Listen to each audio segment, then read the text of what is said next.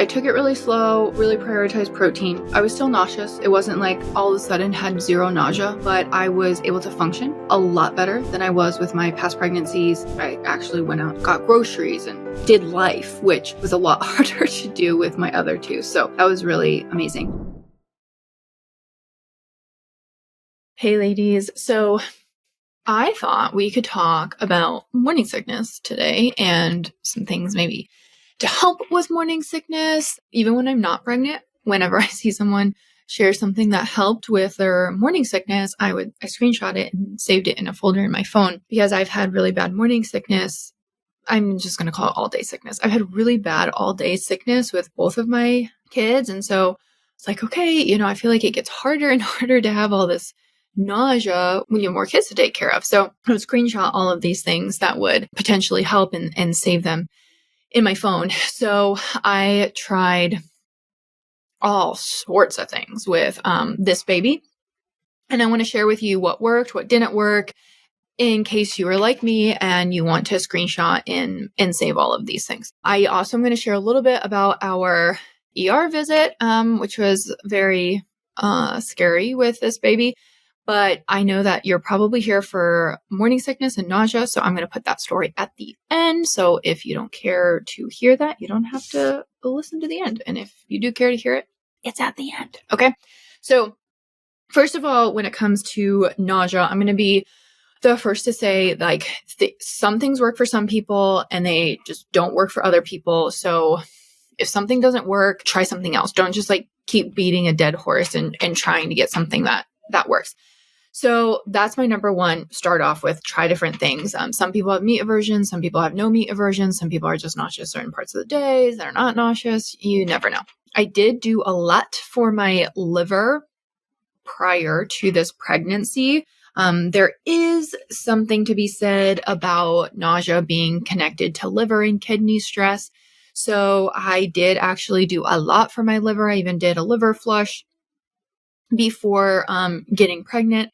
And I've been able to manage nausea a lot better this pregnancy. So potentially that is it. Or maybe the hacks I've been doing have been helping.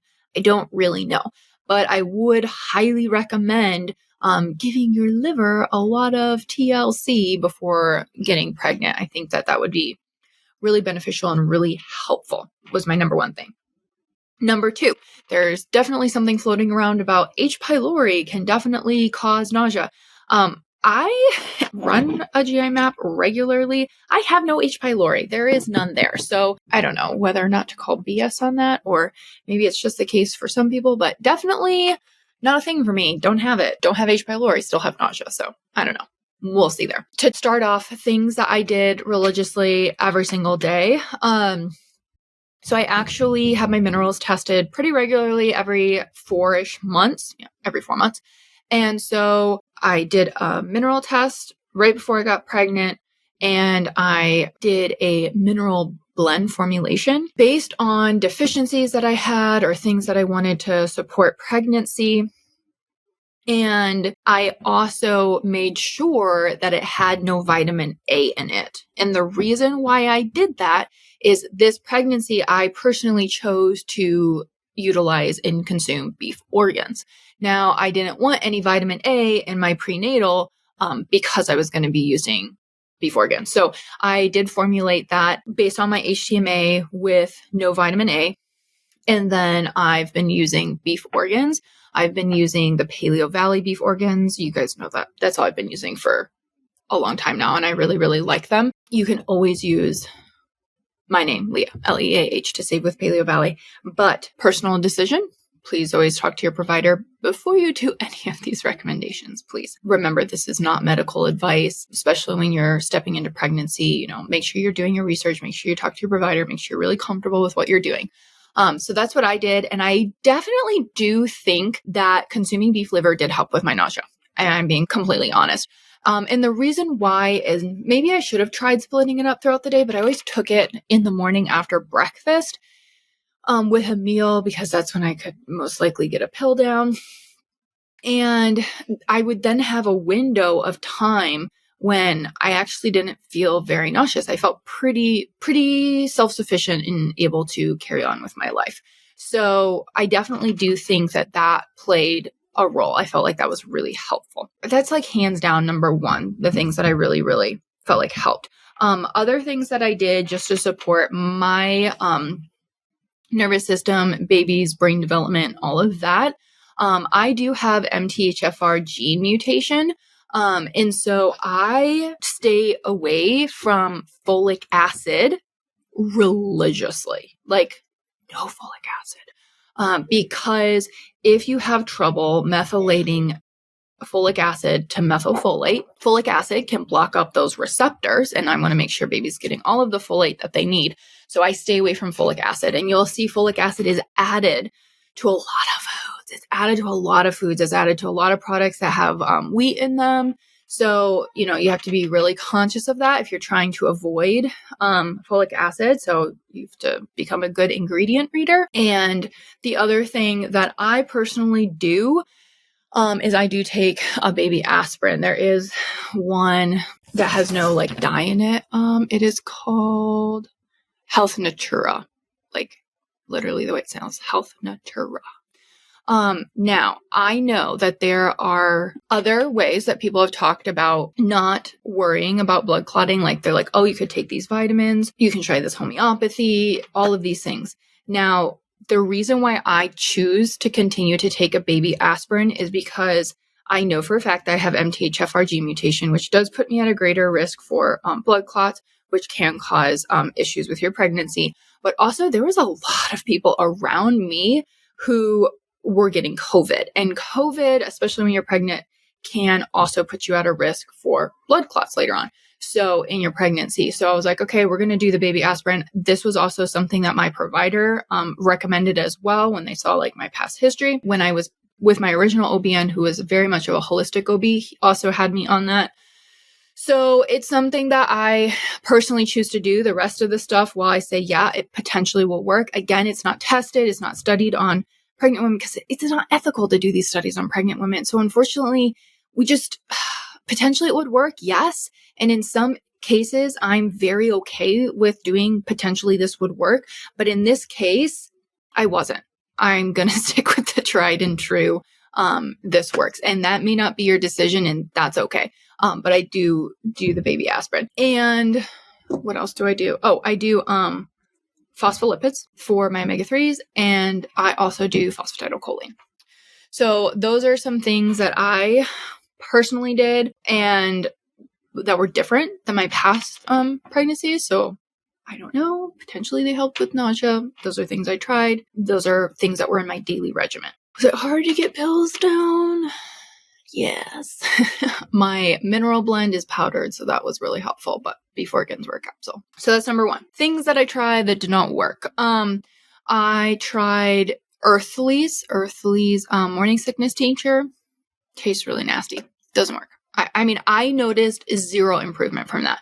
People swear by ginger. So I was like, okay, we're going to try this whole ginger thing, ginger Olipop. So disgusting. Totally did not work. This stuff is disgusting. I just have decided that I don't really like ginger anything. And though they say ginger helps with nausea, ginger does not seem to help with my nausea. It just makes me sicker. So ginger did not work. Earthly tincture did not work. For me, maybe they will work for you. Did not work for me. Sparkling water did work. I think sparkling water is disgusting. If I'm being honest, I just think it's gross. But what it did do is it makes you burp, and that helped. I also had a really hard time just getting down regular water, made me very, very nauseous. And so for hydration, I was able to get down sparkling water a little bit easier. So I did that. I liked the lime Spindrift was kind of my go-to. There was also like pink lemonade one that I used. So those worked pretty well. Making you burp for some reason seemed to really help nausea, but then it also helped me get some electrolytes and some water in. Olipop, I just think's gross. I am such a weird person. I know. I saw that they came out with this flavor called crisp apple, and I'm like, maybe I would like that. I don't know. It just tastes so sweet to me. I prefer Poppy. Poppy has a lemon, lime, and so I got that, and that worked well to help like settle my stomach a little bit. So that worked. Olipop, totally not. But maybe Olipop would work for you. I don't know. Didn't work for me. Poppy did. So I tried that. Another thing that helped is I kept pecans in a bag right next to my bed because I would wake up and I'd be like, oh my gosh, I'm so sick. But eating always helped my nausea. So I wouldn't even roll out of bed. I would grab my pecans. I would eat some pecans, let it kind of hit my stomach, settle for a second, and then I would go downstairs and make my breakfast and eat. Now, in this case, I'm going to just say this. I am very, very, very blessed that my husband, he does home health. So he was in charge of his hours a little bit, and he actually was able to start his day a little bit later in the day, which was really helpful because then he could help with that part in the morning when I was really sick, and I was able to actually take it slow and eat those nuts and then take some time and then go eat breakfast. But the nuts really did help. I highly recommend keeping them next to your bed.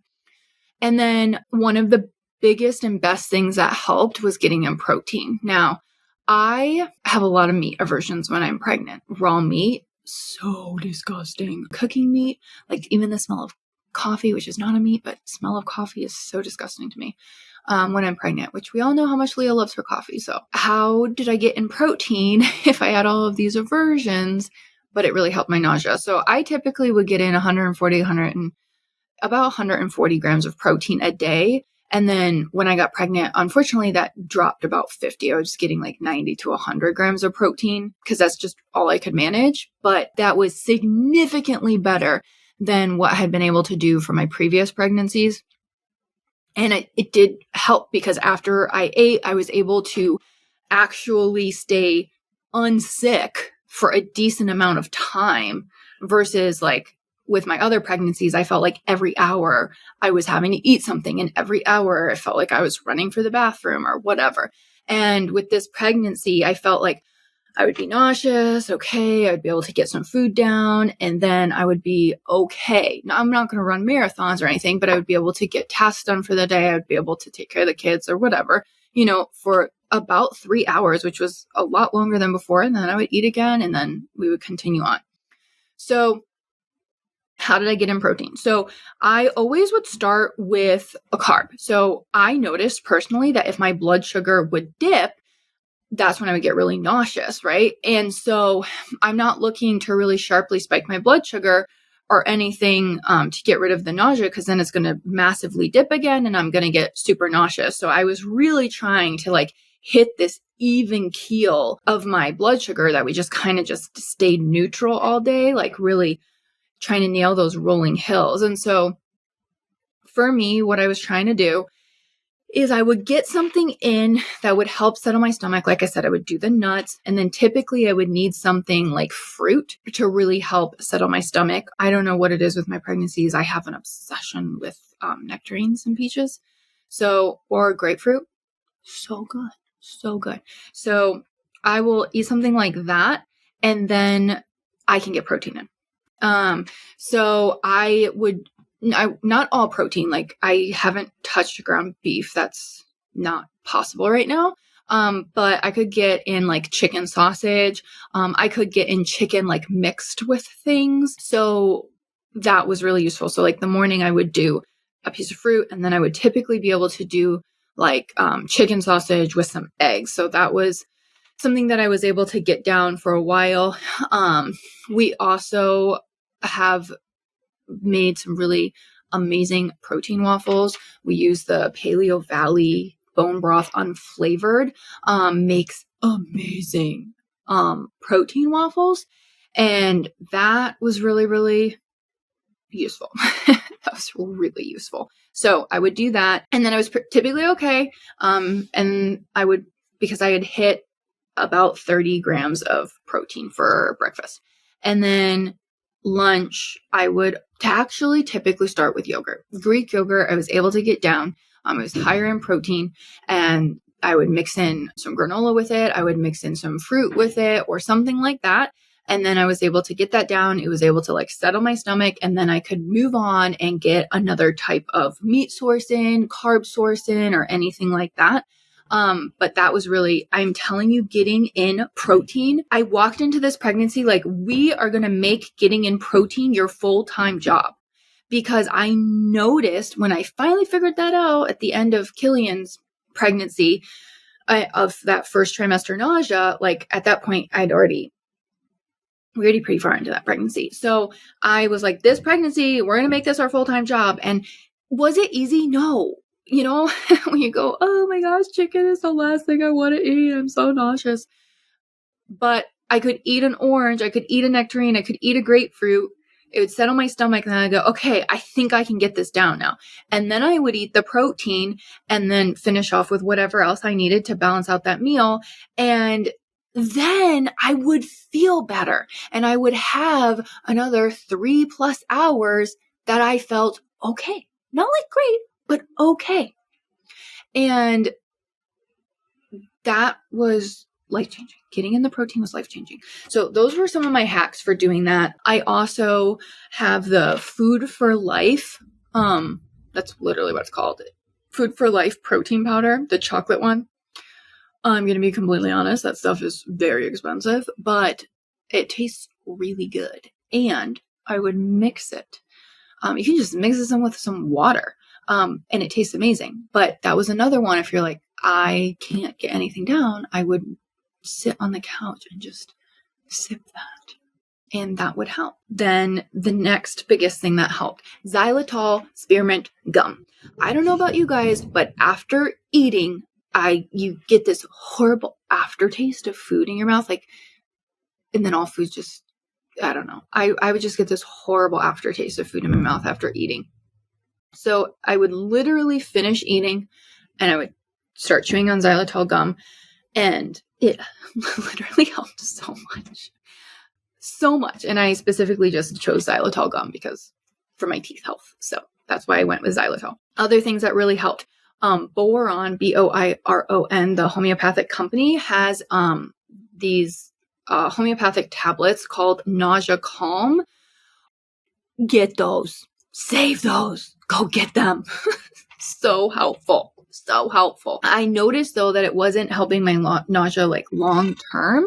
And so I went through and I looked at the individual remedies that were in there. And then I went and got them at 30C and then 200C, and they really helped. So in those first weeks of pregnancy, Nux vomica, at a higher dosage, was one that made a massive difference for me with nausea and just really being very even keel throughout the day with feeling okay. Ipecac is another one that didn't work for me personally, but I do know works for a lot of women. So I would start with the Nausea Calm, and then see how you feel with it. And then look through the remedies, see which one aligns with you on the back. And you're like, yeah, that really sounds like me. And maybe try it at a higher dosage and see if it helps you. The homeopathy honestly made a really massive difference. It was incredibly helpful. I felt like that one made a big difference. B6 and milk thistle also helped a lot. I forgot to tell you that. I put that at a higher dosage, in my Vicon mineral, my mineral formula. So that also was really helpful. I did originally order some, they're called are they called pink stork? Pink stork. Yeah. Ginger B6, hard candies basically is what they're called. Because I was like, people swear by these. I'm going to try these. But again, remember how I just didn't like ginger? So did not work for me. But I did gift them to another mom who's pregnant and nauseous. And she said that they were amazing for her. So maybe they will be useful for you. If you in any way don't dislike ginger, you may really like that. Another thing that I did and I think really did help is I really stayed on top of my magnesium, and I did topical magnesium as well. So I have the Rocasa magnesium cream, and I would always put that on. I would just lather it on at nighttime, and I felt like that was really, really useful. Rocasa Organics, if you ever want to use anything with them, you can use the code LEAHB, LEAHB, to save 20% on your first order. But I use their topical magnesium cream. So I feel like those were the main things that helped me. The homeopathy, higher dosing the homeopathy, making sure I had the milk thistle and the B6, beef liver, doing the xylitol gum after eating, sparkling water. And I also just took it easy. I was like, we don't feel like running a marathon today. Great. We're not going to run a marathon today. I didn't really have first trimester like fatigue or anything like that.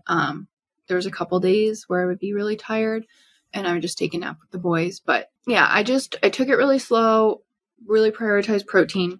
I was still nauseous. It wasn't like I all of a sudden had zero nausea, but I was able to function a lot better than I was with my past pregnancies. I actually went out and took the kids, like went out and got groceries and, did life, which was a lot harder to do with my other two. So that was really amazing. My sister-in-law was also a beautiful gem and came over and made me chicken soup. And she made a massive pot of chicken soup because chicken soup sounded good that day. And that chicken soup lasted me for literally a week. I had it for lunch and dinner every single day. So bless her heart for doing that because I just hated the smell of like food cooking. So again, she came in, she helped me get protein in. So also just ask for help. It's okay. It's okay to ask for help. So those were the things that really helped me. I hope that you find something in there that will help you, especially I hope you try out the homeopathy. I felt like that really, really helped, and see if one of those hacks can be really useful for you. And if you have a hack that really helps with your nausea, please let me know. I'd love, we can share that with the community. I think that would be really helpful. Okay. So other fun facts over here. Okay. So how many weeks am I? I am 13 and a half. I'm almost 14 weeks. And 2 weeks ago, so right when I was 12 weeks, we had to go to the ER. I was like regular day, was feeling totally normal. And I was making dinner and I started bleeding, and it wasn't like a ton of like spotting or anything. I'm telling you, it was like gushing blood. And I was, of course, panicked. So baby is okay. I will tell you that if you are in any way triggered by anything to do with pregnancy and miscarriage, please don't continue listening unless you're okay with that. Okay. I don't want you to feel worse after listening to this. So I started bleeding. My husband was almost home from work at that time. And I just called him bawling my eyes out. I was like, I'm bleeding. I don't know what to do, because all brain cells leave your brain when things like that happen. He's like, you have to call your doctor, which it was after hours at that point. So I got put through the call service and I just want to say, God bless the lady that was on the call service when I called, because I could not even get my words out. I answered the questions and okay, why are you calling? I'm like, I'm bleeding, and I'm just bawling my eyes out, literally. And she was just the nicest person. And she was so sweet. She's like, okay, this is probably what's going to happen. The doctor's going to call you back. And I just need you to take a deep breath. She's like, the baby can feel you. You can feel your stress. So say a prayer. You're okay. Take a big breath. Like you did all the steps that you're supposed to. She was so sweet. Thankfully, we were able to get somebody over right away to watch the boys. And we went to the hospital. We went to the ER. And we were in and out of the ER in 5 hours, which I don't know if you guys have been to an ER before. I've only been once before, and it's just a long process. So that was relatively quite fast. We went in, I was still bleeding. I'm wearing a pad.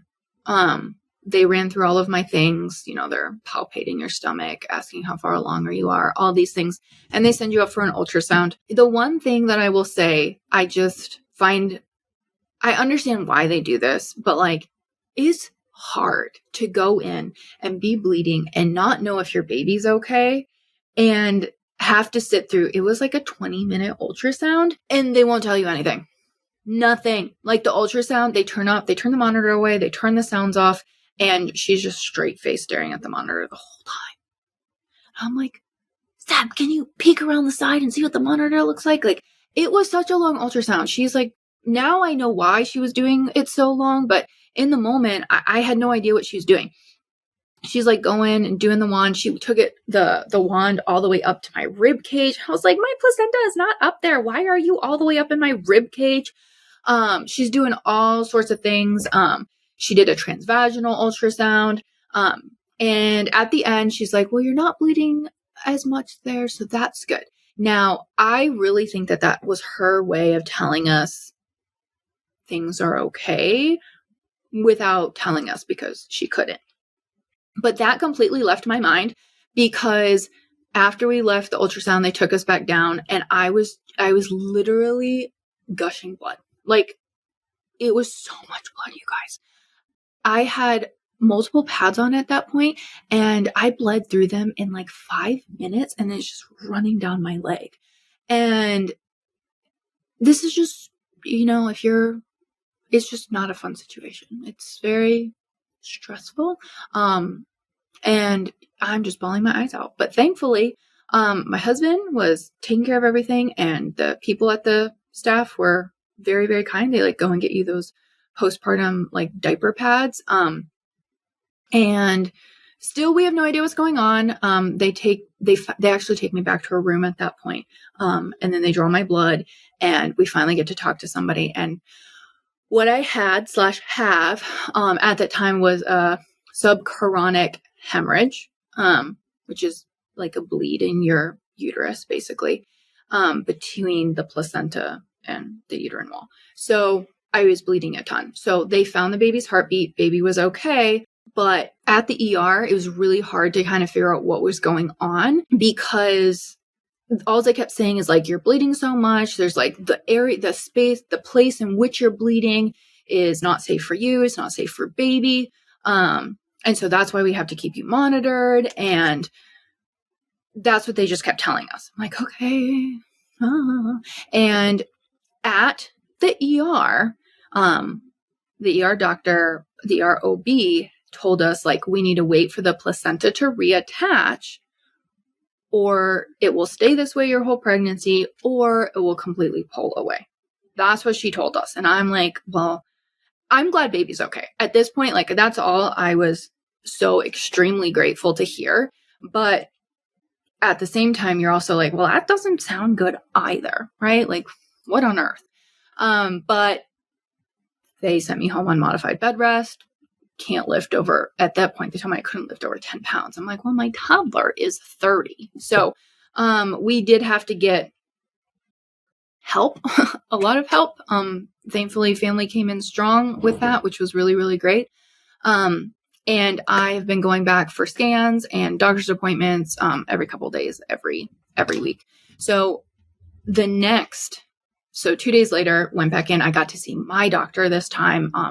They ran another ultrasound, and it was just completely different than what we had heard at the hospital. She was like, placenta is fully attached. Like, the bleed is actually not touching the placenta. Placenta's fine, which was so reassuring. I'm like, why are you telling me that my placenta's pulling away at the hospital? So I don't know. Maybe it was completely miraculous, or at the ER, there was just so much blood, they didn't know what was going on. I don't know. But at my next scan with my doctor, placenta was fully attached. Thanks be to God. Placenta is totally fine. Amniotic fluid was totally fine. Baby's heartbeat was great. Baby was fine. And the bleed was not touching the placenta. So that was amazing. Now, the issue is that now they call it a subchronic hematoma, because it wasn't actively bleeding anymore, was 7 centimeters big, like long. It's like bigger than your placenta at that point. So that was the concerning part, is that it's just so large and still on modified bed rest. So they went back and looked at all my scans or ultrasounds. I've had a lot of them at this point. And my very, very first one at 8 weeks, they said that there's a shadow that could be where the hematoma started. It was much smaller, obviously, because it's much more common for you to have it before you get pregnant, and then it just gets bigger, and they typically resolve by themselves. It's more uncommon for it to just appear. And so that was, the thing. They're like, did you get in a car accident? Did you fall off a bike? Did you do any of these things? I'm like, no, I didn't do any of those things. None of those things have happened. So that was the big mystery, is like how this happened. Nobody really knew how it happened. So seeing the shadow on the first ultrasound, they're like, that seems more plausible, that that's what it was. And then it just got bigger. So anyways, Still scheduled out for lots of ultrasounds, still scheduled out for lots of doctor's appointments, but based on the progression of what's been happening, it's very reassuring. Baby's okay. Baby's okay. So I have another scan or another ultrasound to see what's going on with the hematoma. They do fully expect my body to just reabsorb it. So that's amazing. Obviously, that's what we're praying for. That's what we're hoping for. I'm just on modified bed rest, which is boring, honestly, because at this point, I actually feel a lot better. And so it's hard to remember, like, you can't pick up your kid, or you have to sit down, or you can't, like, pick up a pot of water because it's too heavy and things like that. But that's what I have to do right now for everything to progress well. And that's what I'm doing. I wish I knew more about what causes them. I wish there was more information out there. There doesn't really seem to be anything. Nobody really knows what causes them. So in that case, it's nice to know you didn't do anything to cause it, but at the same time, there's nothing you can do to, like, prevent them. So that's also an issue. We did talk about, obviously, the baby aspirin and things like that, because I know that's something where people are like, oh my gosh, you're bleeding, you can't take that. And my doctor was like, no, actually, I need you to keep taking that for other reasons. So that's where we're at. And I will say that, like, a whirlwind of emotions happened in my body and in my brain from start to end of that. It was wild, very stressful, but so thankful, baby's okay, and thankful for doctors to, be able to do what they do. I feel like this is a perfect example where I tell you guys, like, if you cut off your arm or you're bleeding, go to the doctor, go to the ER. That's what they're there for. They're there for those, like, putting out the fire situations. That's what we need them for. And I'm very thankful for a great team of doctors to help come in and support me in times like that. I think it's really, really useful. That's why I tell you guys all the time, it's important to have a medical team, to have a health team for you. And that can be multiple people. That can be a nutritionist. That can be a health practitioner. It can be your OBGYN. It can be your physical therapist. It can be your chiropractor. Like, all of these people helping you see the results that you want. So everybody has their time and place on what they need, and very thankful for that. Thankful placenta is strong and okay, and baby's okay. So now it's just a waiting game to see what happens with the hematoma. But all in all, quite a stressful experience. But you constantly come back to baby's okay. Baby is okay. So anyways, that was my ER visit. I don't ever want to have to go through that again. I hope none of you ever have to go through that. It's very scary. Anyways, I hope that if you are pregnant or going to get pregnant, that the nausea things help you. And please share yours if you find any that help you.